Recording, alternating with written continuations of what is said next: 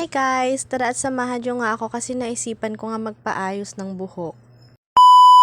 Pero bago nga yan, samahan nyo nga muna ako gumawa ng almusal ko. Sa 11 AM na kasi ng mga oras na yan pero hindi pa din ako nag-aalmusal kasi kakagising ko lang din. Naglaga lang pala ako dyan ng isang itlog at nilagyan ko lang nung tirang mayonnaise. After naman ay durugin lang at paghaluin. Nakalimutan ko nga ilagyan ng paminta at saka ng asin. Egg sandwich nga pala yung gagawin ko kasi naman nung isang araw pa ako nagkikrave nito. Ito na nga din pala yung naisipan kong almusalin kasi naman madali lang gawin. Hindi na nga ako dyan nagkanin kasi naman ay aalis pa ako at nagmamadali na. Kinaumagahan ko lang kasi napagdesisyon na magpapayos ako ng buhok kaya naman biglaan talaga. Napatunayan ko na naman tuloy na yung mga hindi pinaplano yung mga natutuloy. Sa totoo lang guys, twice a day na lang talaga ako kumain kasi yung almusal at lunch pinagsasabay ko na. Kapag wala lang naman pasok kasi kapag may pasok kailangan talaga ng almusal. Tada! Ayan ang ating finished product. Napakadaling gawin. Isipan ko na nga din pala magtimpla ng kape kasi mahilig talaga ako sa kape. Tinman na nga lang itong tinimpla ko kasi wala ako sa mood mag-black coffee. Pero bibihira lang talaga ako magkape ng ganito kasi alam naman natin na hindi to healthy. Ayan, pagkatapos ko nga kumain ay nag-asikaso naman ako kaagad dahil pupunta na ako dun sa salon. Sobrang lapit lang naman kaya andito na agad ako.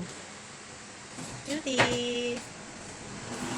Dito lang pala to guys sa Annabelle Salon, located dito sa San Juan, Magarao. Ito nga pala yung buhok ko dati at pinagupitan ko na yan ng short hair. 4 years ko nga pinahaba yung buhok na yon tapos pinagupitan ko na kasi naisip ko na miss ko na pala magpa-short hair. Pero nagpapatrim naman ako ng buhok every time na may split ends na ang dulo. Simula nung pandemic ko pala yun pinahaba tapos pinakulot ko tapos hanggang ngayon hindi ko pa pinapagupitan. Marami kasi sa akin nagsasabi na bagay naman daw yung long hair tapos meron din naman nagsasabi na mas bagay daw yung short hair. Elementary hanggang grade 9 ako palagi na akong short hair kaya nagpahaba naman.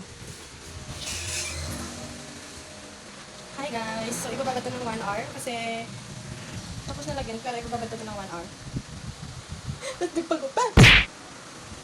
So, alas 2 na ito matatapos kasi yung By the way, di ko pa pala nasasabi na magpaparelax din ako ngayon ng buhok. Pinarelax ko nga lang para magmukhang natural lang at para hindi masyadong madamage. Feeling ko kasi mas mild lang yung ginagamit na gamot dito kaysa naman sa Reban. Nilagyan niya lang pala ng gamot yung buhok ko tapos pinababad sa akin ng 1 hour. Banda dito tapos na nga yung 1 hour kaya sinusuklay niya na. By the way, deaf and mute nga pala siya kaya ganyan kami mag-usap. Tapos kapag may sasabihin ako, tinatype ko na lang sa cellphone tapos English speaking din siya kaya English ko tinatype. Mapapag-Google Translate ka na lang talaga ng wala sa oras. Sinabi ko din pala sa kanya na ipopost ko tong video kasama siya at pumayag din naman siya. Kahit nga hindi ko naiintindihan, tumatangon na lang ako pero yung ibang sinasabi niya naiintindihan ko naman. Katulad nito, papantay niya daw yung pagkakagupit kasi pangit daw hindi pantay-pantay tapos tinanong kung bakla daw yung gumupit sa akin. Dito naman pala pangalawang beses niya na nilalagyan ng gamot yung buhok ko. Bibihira lang talaga ako guys magpaayos ng buhok. Yung last ko ngayon nagpakulot ako tapos never na ulit. Kaya naman feeling ko talaga deserve ko naman to. Very recommendable naman para to kay Annabelle kasi yung mga gamot niya ginagamit hindi mabaho kagaya sa iba. Matapos niya nga pahidan lahat ng part ng buhok ko at binabad ng konting oras ay binanlawan niya naman. After mawala lang lahat ng gamot na nilagay sa buhok ko, nilagyan niya ng shampoo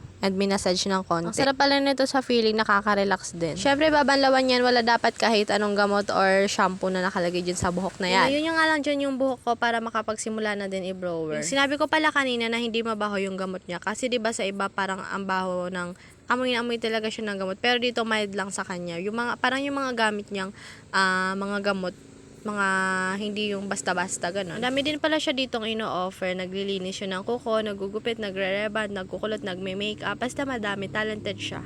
Talented? I mean, lahat naman tayo kaya natin yung gawin kapag inaral natin. Pero yung hobby mo talaga kasi kapag nag-e-enjoy ka, I mean, passion mo, tapos yun na din yung yung business, nag-e-enjoy ka, hindi ka mahihirapan. Sana nagigets niyo ako. Pero ang point ko is, kapag nag-e-enjoy ka sa ginagawa mo, hindi ka mahihirapan. Or kahit nahihirapan ka, nag-e-enjoy ka. Basta guys, intindihin nyo na lang. Dito pala tapos na matuyo yung buhok ko and ganyan. Ginaganyan naman yun. Pakonti-konti niya ginaganyan para maging straight. At ito yung finished product. Pero gugupitan niya pa pala banda dito. May na nga to ganito sa akin, ganito kahaba. Kaso siya decision. Charot. Gusto niya kasi ayusin daw kasi pangit talaga hindi pantay-pantay sa likod. Pero gusto ko kasi ganyan nakahaba sa harapan pinaiklian niya pa konti. Syempre pumayag naman ako kasi siya yung nakakaalam kung maganda ba at siya naman yung professional. Natatakot kasi ako paiklian ng paiklian kasi kailangan ko to itali kasi nilalagyan ko to ng hairnet. Baka kasi hindi ko namamalayan sobrang ikli na pala. Sinabi ko nga din yun sa kanya pero sabi niya konti lang daw. Ayusin niya lang daw talaga yung nasa likod at papantayin niya lang. Syempre dagdag din yun sa babayaran ko. Lagi niya nga ako dyan sinasaway kasi ang likod ng ulo ko magstay lang daw ako sa nakayuko. Gusto ko nga talaga kasing tingnan ko ano ba yung pagkakagupit sa akin. Hinihingi niya pala dyan yung cellphone kasi pipicturean niya daw yung likod ng buhok ko. And tada! Wow! Finish na!